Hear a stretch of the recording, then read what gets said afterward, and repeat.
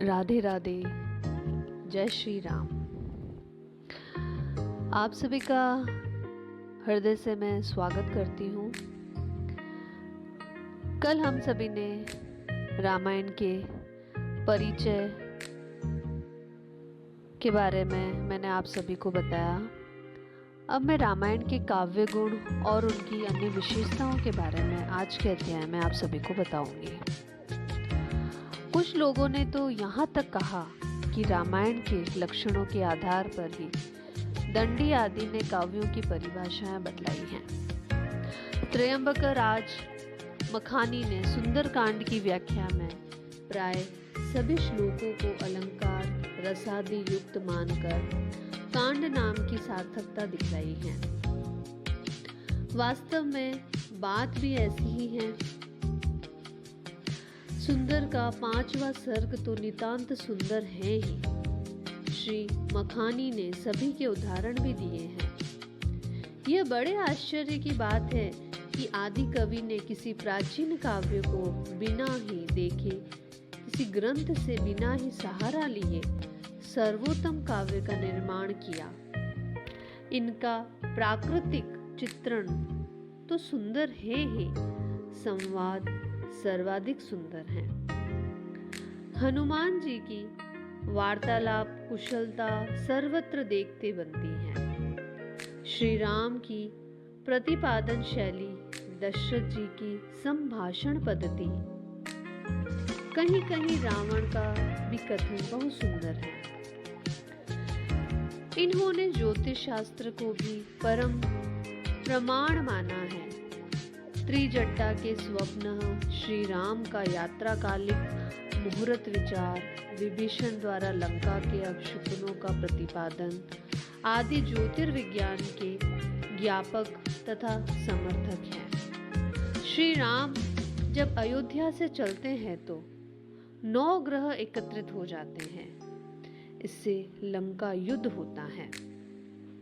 दशरथ जी श्री राम से ज्योतिषियों द्वारा अपने अनिष्ट फलादेश की बात बतलाते हैं। श्लोकों में रावण मरण के समय की ग्रह स्थिति भी ध्येय है। इसमें रावण तथा मेघनाद को भारी तांत्रिक दिखलाया गया है। मेघनाद की सविजय तंत्र मूलक है।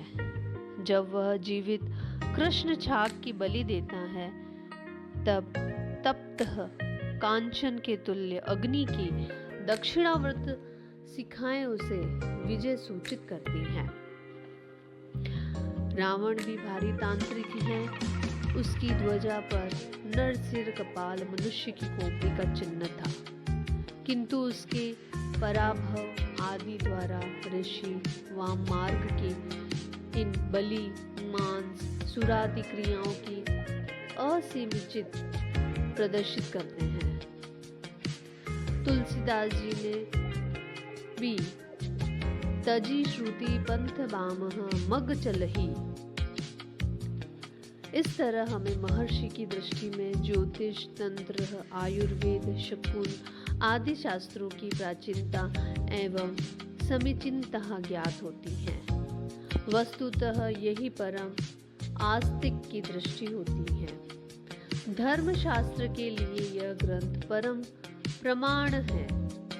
अन्य ऐतिहासिक कथाएं भी बहुत हैं। अर्थशास्त्र भी पर्याप्त सामग्री है। व्यवहार तथा आचार की बातें हैं। कुशल मार्ग का भी प्रदर्शन करता है। तो ये सभी बातें जो हैं आपको रामायण में सुनने को, समझने को मिलती है।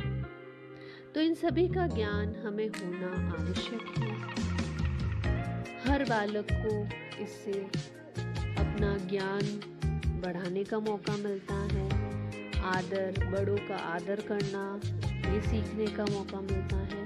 तो हमें हमारी संस्कृति से किस तरह से क्या चीजें हमें उनसे सीखने को मिलती हैं, हमारे काव्य, हमारे ग्रंथों से, हमारे धर्म से। तो मैं इन सभी चीजों का आप तक पहुंचाने का प्रयास कर रही हूँ। मेरे इस प्रयास को आप सभी सफल बनाइए और आपका तहे दिल से मुझे प्यार दें, जिससे मैं अपने चैनल को आप तक पहुंचाऊं और आप इसे ज़्यादा से ज़्यादा लाइक, शेयर, कमेंट करें। अगर मुझ में कुछ कमियां हैं तो वो आप अपने कमेंट के द्वारा मुझे बताएं और सब्सक्राइब कीजिए, लाइक कीजिए और शेयर कीजिए। धन्यवाद। अगले अध्याय में हम इसी की आगे की कड़ी को आप तक पहुंचाएंगे। राधे राधे।